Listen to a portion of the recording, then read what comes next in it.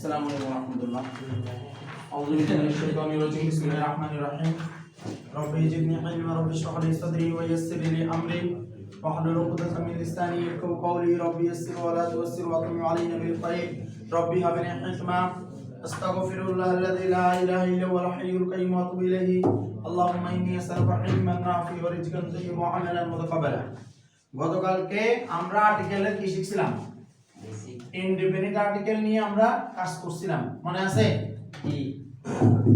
তো আজকে আমরা কাজ করব ইনশাআল্লাহ আর্টিকেল। আজকে আমরা ডিফিনিট আর্টিকেল নিয়ে কাজ করব। এখন ইনডিফিনিট আর্টিকেল ছিল এ আর এন এর যে কথাগুলো সেগুলো, এর ভিতরে আমরা কিছুটা কি দিয়ে ব্যাপারগুলো দেখছিলাম, ঠিক আছে? যে কনটেক্সট অনুযায়ী যেসব কনটেক্সট আমাদের ব্যবহার হয়েছে, যেমন ধর আমরা বলছিলাম যে এই স্নেক মানে স্নেকের ক্ষেত্রে আসছিল, ঠিক না? যে চিড়িয়াখানায় সাপ দেখছি, আসার আগে সাপগুলোকে আবার দেখছিলাম, ঠিক আছে? তো যখন বলছিলাম যে আমাদের কমন নাউন ছিল কি, আমরা সাধারণত বলছি আমাদের তো প্লুরাল কমন নাউনের পূর্বে কোনো আর্টিকেল ব্যবহার হয় না, মনে আছে? গতকালকে বলছিলাম যে স্নেকস এর আগে কি ব্যবহার হয় না, আর্টিকেল ব্যবহার হবে না।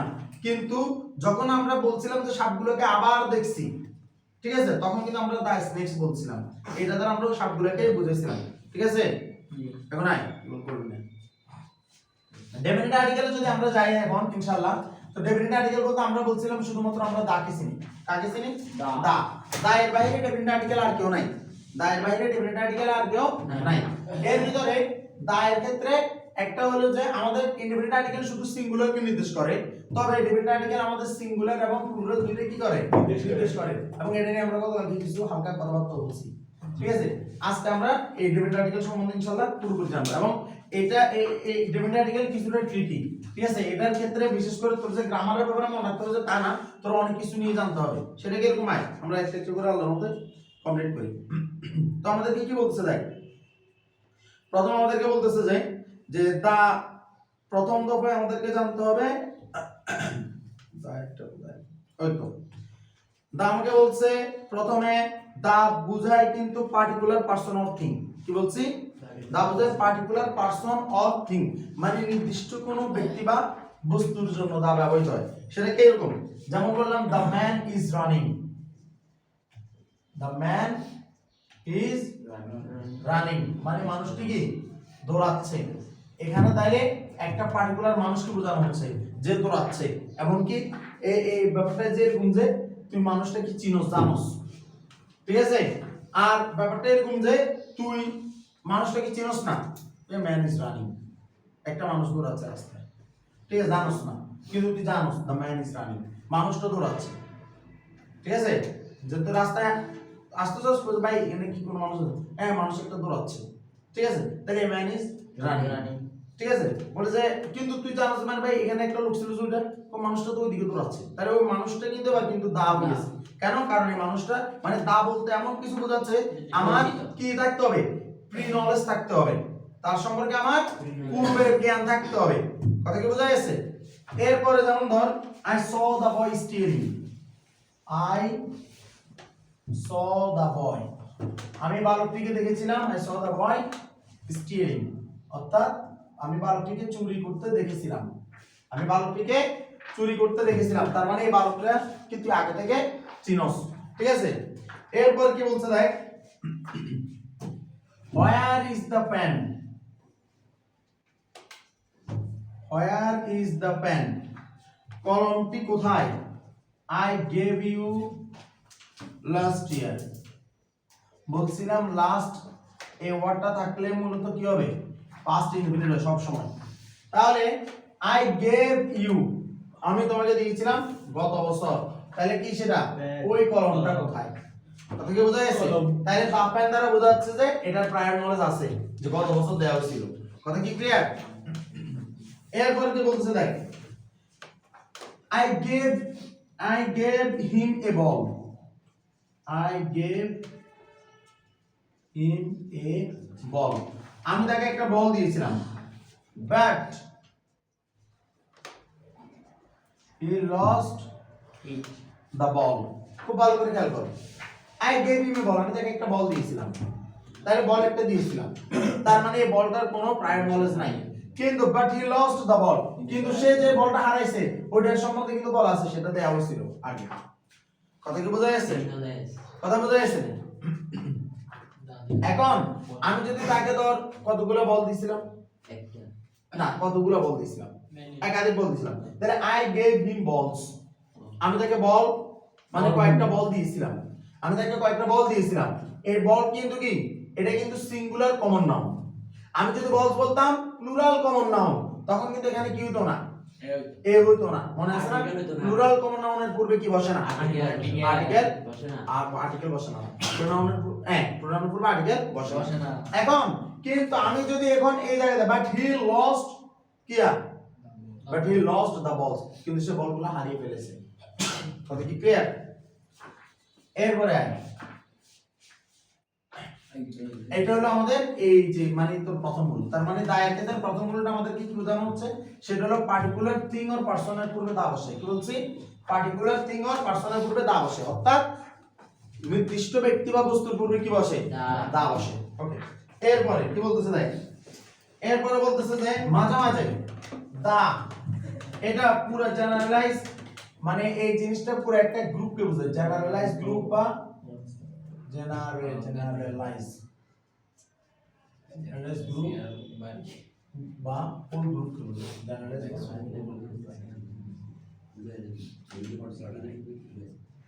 দেখ মাঝে মাঝে দা বলতে একটা সমস্ত গোষ্ঠী বা কি কোন একটা গ্রুপকে বোঝানো, ঠিক আছে? মানে দা বলতে কোন একটা শ্রেণী বা গোষ্ঠীকে বোঝানো দা বলতে। সেটা কি এরকম, সেটা হলো বলতেছে যে the dog is a faithful animal, the dog is a faithful animal। তাহলে এখানে যদি তুই তাকাস, এই যে ডগ, এই যে ডগ যে কুকুর, এই কুকুরটা কিন্তু কি, কুকুর কিন্তু একটা কুকুর কিন্তু কি কমন নাউন, কুকুর একটা কমন নাউন। কথা কি বোঝা যাচ্ছে? এখন আমি এখানে বলতেছি যে the dog, এখন the dog দ্বারা আমি বুঝাচ্ছি যে কুকুরের জাত, কুকুরের জাত, সেই জাতটা হলো কি বিশ্বস্ত, কুকুরের জাতটা কি বিশ্বস্ত। কথা কি বোঝা যাচ্ছে? কুকুরের জাতটা বিশ্বস্ত। এখন কথা হলো গতকালকে কিন্তু আমরা বলছিলাম আমাদের এখানে যে এ আসছে, তাহলে আমাদের এ নিয়ে আমাদের একটু বিশ্লেষণ দরকার নাই, যেহেতু আমরা আর্টিকেল করতেছি। তাহলে আমার এটা কেন বসতেছে, এটা কেন বসতেছে, আস্তে আস্তে আস্তে, তাহলে এটা কেন বসতেছে, এটা বসতেছে গতকাল কেন, দেখ আমরা জানি যে আর্টিকেল তো সাধারণত নাউন বা প্রোনাউনের পূর্বে বসে, বুঝছ না? ঠিক আছে, এবার আমরা বিভিন্ন কমন নাউন প্রোনাউন নাউন বিভিন্ন ইয়া করছিলাম, কিন্তু কাল আরো একটা কথা ছিল যে অ্যাডজেক্টিভের পূর্বেও কিন্তু কি বসে, আর্টিকেল বসে। ঠিক আছে, ওইখানে বলছিল যে সেটার নাম দিছিল ডেসক্রিপটিভ অ্যাডজেক্টিভ, যেটাকে আমরা বলছিলাম অ্যাট্রিবিউটিভ অ্যাডজেক্টিভ বলছিলাম না? এই যে অ্যানিমালকে বিশ্লেষণ করতেছে ফেথফুল, প্রাণী কেমন প্রাণী, বিশ্বাসী প্রাণী, তাহলে এটা কি অ্যাডজেক্টিভ না? তাহলে অ্যাডজেক্টিভের পূর্বে এ বসছে কিনা, আর্টিকেল বসছে তো, কথা কি ক্লিয়ার? তারপর কি বলতে দেখ, the English R industrious,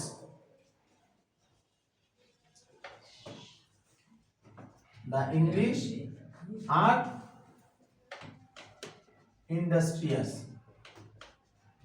the English R industrious. English মানে কি, ইংলিশ মানে জাতি। এখানে একটা জিনিস দেখ, জাতির পূর্বেও কি বসছে, দা বসছে, মানে ইংরেজ জাতি বুঝাইছে, ইংরেজ জাতি বুঝানো হয়েছে। তার হলো কি পরিশ্রম, ইন্ডাস্ট্রিয়াস মানে কি পরিশ্রমী। কথা কি বোঝা গেছে? এই ইন্ডাস্ট্রিয়াস নিয়ে আমি তোদেরকে একটা জিনিস বলি, সেটা কি জানোস? এটা এটা আসলে বলতেছি কারণে, তোর আমি যখন ভার্সিটিতে মানে তোর ফার্স্ট ইয়ারে, ফার্স্ট সেমিস্টারে, তখন আমাদের কিছু পোলাপান ছিল যারা ইংলিশ ভার্সনে পড়াশোনা করছিল, বুঝছস? তো ইংলিশ ভার্সনে পোলাপানগুলো সাধারণত বাংলা টার্মের সাথে তো পরিচিত না, ঠিক আছে? ইংলিশ ভার্সন আর ইংলিশ মিডিয়ামের পার্থক্য কি জানো? ইংলিশ মিডিয়ামটা হলো যে ব্রিটিশ থেকে পরিচালিত হয়, মানে তোর যে ক্যামব্রিজ কারিকুলাম আছে, ব্রিটিশ কারিকুলাম আছে, তারপর এডেক্স আছে, অনেক কিছু। আর ইংলিশ ভার্সন যেটা সেটা হলো আমাদের জাতীয় মানে পাঠ্যপুস্তক যেটা এনসিডিবি ওইটা পরিচালিত করে, কিন্তু বর্তমানে আমাদের পড়াশোনাগুলো সম্পূর্ণ ইংলিশে থাকে ওদের জন্য, বুঝছস? তো এখানে আমার মনে আছে খেলার মাঠে কোন একটা কারণে এই আমি একটা পুরাটা খুব ইন্ডাস্ট্রিয়াস, বুঝছস? মানে কোন একটা রিজনে, তো তখন ওই একটা বলা যায় এত কিন্তু বাংলা কথা খুব কম হইতো এই ছেলেটা, এখন তো আমাদের না হারে, কারণ অনেক বেশি মিশে হয়েছে এখন, অবশ্যই কয়েক বছর দেখা সাক্ষাৎ নাই। তো ওই ছেলেটা আমার বলতেছে তুই কি ওয়ার্ডটা বলছিস, একটু আরেকবার বলতো।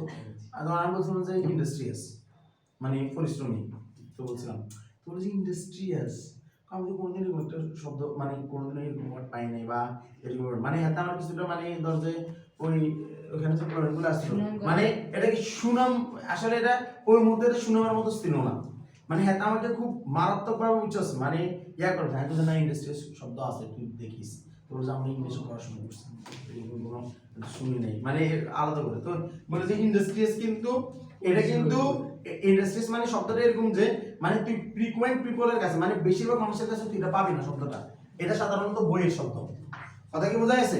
এটা কিন্তু যারা যারা বেশিরভাগ ইংলিশে কথা বলে তারা এটা বলে না, কিন্তু এটা বইয়ের শব্দ, বই বলতে উচ্চ লেভেলের বইগুলো কিন্তু এটা ব্যবহার করে। এই ইন্ডাস্ট্রিজ তুই মাথায় রাখলে এটা দ্বারা কিন্তু অনেক কিছু বোঝা যায়, পরিশ্রমী হ্যাঁ, কিন্তু আমরা কি হার্ড ওয়ার্কার, ঠিক না? বেশিরভাগ মানুষ কি বলে হার্ড ওয়ার্কার, তো হার্ড ওয়ার্কার তো বলবি ইন্ডাস্ট্রিয়াস, ঠিক আছে? এখন এবার এরপরে তাহলে আমরা এইটুকু তো বুঝতে পারছি, এটুকু বুঝতে পারছি না? ওকে, এখন দেখ এরপর কি বলতেছে, the honest are respected, the honest are respected। আচ্ছা এখন দেখ এখানে কয়েকটা কথা আছে, the honest মানে কি সৎ ব্যক্তিদেরকে বোঝানো হচ্ছে, the honest মানে সৎ, মানে যারা সৎ, সৎ মানুষদেরকে কি গ্রুপ অফ পিপল বুঝছিস না, বুঝেছি কিনা? তারে বলা হচ্ছে যে তারা কি সম্মানিত, রেসপেক্টেড মানে কি সম্মানিত। রিমেম্বার এই বাক্যটা কিন্তু প্যাসিভ ভয়েস আছে, বাক্যটা কি আছে প্যাসিভ ভয়েস, কথা কি বোঝা গেছে? কারণ সৎ ব্যক্তি তো নিজের সৎ মানে সম্মান করবে না, মানে সম্মান করবে, ঠিক আছে? ওটা এরকম। এখন এখানে যে আর ব্যবহৃত হয়েছে এটা দ্বারা একটু আমাদেরকে শিখতে হবে যে জাতি মানে কোন একটা গোষ্ঠীর পূর্বে যদি দা বসে, কি বলছি, কোন একটা গোষ্ঠীর পূর্বে যদি দা বসে, রিমেম্বার কোন গোষ্ঠী কিন্তু কালেকটিভ নাউন সিঙ্গুলার হিসেবে ব্যবহৃত হয়, তোর কি আমার কথা বুঝছস? কালেকটিভ নাউন সিঙ্গুলার হিসেবে ব্যবহৃত হয়, কিন্তু ওই কালেকটিভ নাউন বা গোষ্ঠীর পূর্বে যদি তুই যদি দা বসাই দাস তখন কিন্তু সেই ব্যাপারটা কি হয়ে যায়, প্লুরাল হয়ে যায়। তবে এখানে একটা কথা বলবো, সেটা কিন্তু ওই জিনিসটা কিন্তু সাধারণত মানে তোর যে মানে ইয়া হইতে হবে, যেমন ধর এখানে দেখ the dog is a faithful animal, ঠিক আছে? এখন এই জিনিসটা যদি তুই যদি চিন্তা করস এই যে সপ্তাহটা মানে এগুলো কিছুটা ব্যতিক্রম হয়, সাধারণত পশু পাখির পূর্বে এদের আলাদা একটা পাল আছে, পাল মানে কিরকম, মানে ধর যে মানে ধর যে অনেকগুলা হাঁসের পাল বলি না, হাঁসের পাল গরুর পাল, ঠিক আছে? ওইটা কিন্তু হলো একটা আলাদা গোষ্ঠী, কিন্তু এখানে তার ডগ বলতে কিন্তু মানে পুরো কুত্তা জাতিটাকে বোঝাচ্ছে, কুকুর জাতিটাকে বোঝাচ্ছে, কথা কি বোঝা গেছে? এই এখানে কিন্তু আমরা কিন্তু এখানে পাল হিসাব করতেছি না, তবে এই যে কুকুরেরও পাল আছে, অনেকগুলো কুকুর একসাথে এটার আলাদা নাম আছে, কথা কি বুঝছো? তখন ওদের জন্য কিন্তু আবার দা বসাইলে কিন্তু আর ব্যবহৃত হবে, ঠিক আছে? আর যদি দা না বসাস তাহলে কিন্তু কি হিসেবে ব্যবহৃত হবে। আর এদের ক্ষেত্রে হচ্ছে পুরো জাতি, সাধারণত মানুষদের ক্ষেত্রে যদি দা বসে তাহলে কিন্তু আর বসে মানুষদের ক্ষেত্রে, ঠিক আছে? তাই এটা প্লুরাল, এটা রেফারেন্স আমাদের। এরপর দেখ the poor are not always dishonest, the poor, তারপর এটা লেখা তো দরকার নেই, the poor are not always কি, the poor are not always dishonest মানে গরিবরা সব সময় কি হয় না, অসৎ না, ঠিক আছে? the poor are, তাহলে the poor বসছে না, তাহলে গরিবদেরকে বোঝানো হচ্ছে poor, the poor দ্বারা গরিবদেরকে বোঝানো হচ্ছে, আর দ্বারা কি ওই যে প্লুরাল হয়ে গেছে না ভার্বটা, are not always কি dishonest, ঠিক আছে? তারা অসৎ নয়। ওকে, এরপরে কি বলতেছে দেখ, to particularize a non count noun that is required before it. এবার কোন নন কাউন্টকে যদি তুই পার্টিকুলার করতেছস, নন কাউন্ট মানে কি সাধারণত আমরা কি বলি, মানে ওই যে আনকাউন্টেবল নাউন বলি না, নন কাউন্টেবল নাউন বলি, যেগুলোকে গণনা করা যায় না, ঠিক আছে? ওদের পূর্বে, ঠিক আছে, সাধারণত আর্টিকেল দা বসবে তখন যখন পার্টিকুলারলি বোঝানো হয়, ব্যাপারটা কিরকম, যেমন পানি, ঠিক আছে? এখন পানি এটা কি এটার পূর্বে তুই কিন্তু এ আর এন বসাতে পারবি না, আবার দাও কিন্তু বসানো যায় না, কেন? কারণ এরা তো পদার্থ নির্দেশ করবে, কথা কি বোঝা গেছে? এখন কথা হলো তুই যদি এদেরকে আলাদা করে কিছু বুঝিয়ে দিছস তখন কিন্তু তোর দা ব্যবহার করতে হবে আলাদা করে। পানিকে আলাদা করার কি আছে, এইরকম যে যেমন ধর এই যে বন্যার পানি আসছিল ইন্ডিয়াতে, এই পানিটা কিন্তু আলাদা একটা পানি, ঠিক আছে? এরকম করে আমাদেরকে বলা হচ্ছে যে the water of Arctic Ocean is freezing, মানে অ্যান্টার্কটিক এই তোর যে আটলান্টিকের কি ওই মানে আটলান্টিক সাগরের পানিগুলো গিয়া বরফ, এটা বোঝাচ্ছে the water of Arctic ocean, the water of the Arctic ocean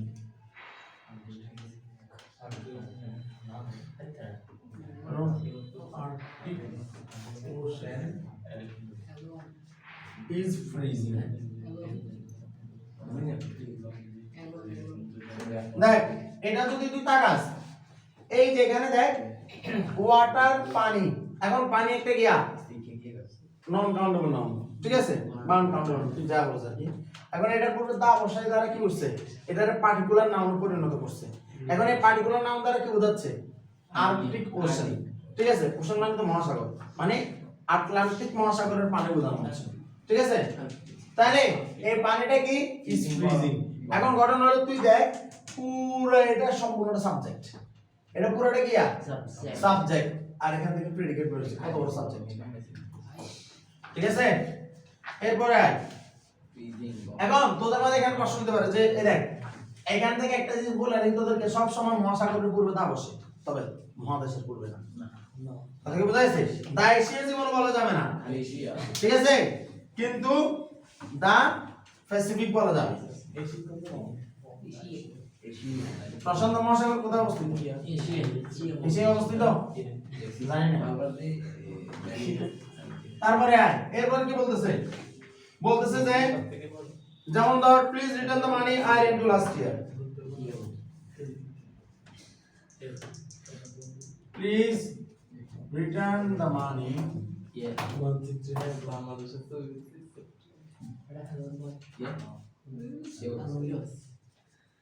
I lent you last year. ভালো করে দেখা কি বলছে, please return the money I lent you last year. Please return that money কিন্তু একটা গিয়া, একটা গিয়া আনকাউন্টেবল বা নন কাউন্টেবল, কথা কি বোঝা গেছে? এখন কারণ এই দুনিয়াতে তোর কাছে মনে টাকা তো গণনা যায়, তোর কাছে যে টাকা সেটা গণনা যায়, সাধারণত টাকা গণনা করা যায় না, কথা কি বোঝা গেছে? কারণ টাকা বলতে দুনিয়ার সকল টাকাকেই বোঝায়, ঠিক আছে। এখন এটা গণনা করা যায় না, কিন্তু গণনা করা যাবে কোনটা, যেটা তোকে কত বছর দাঁত দেয়া হয়েছিল, ঠিক আছে। মানে এই কারণে বলতেছে যে পার্টিকুলার কি আর নন কাউন্টের ক্ষেত্রে আগে কি বসে, দা বসে, কথা কি বোঝা গেছে? আচ্ছা আজকে গণিত ইংলিশ ঠিক আছে।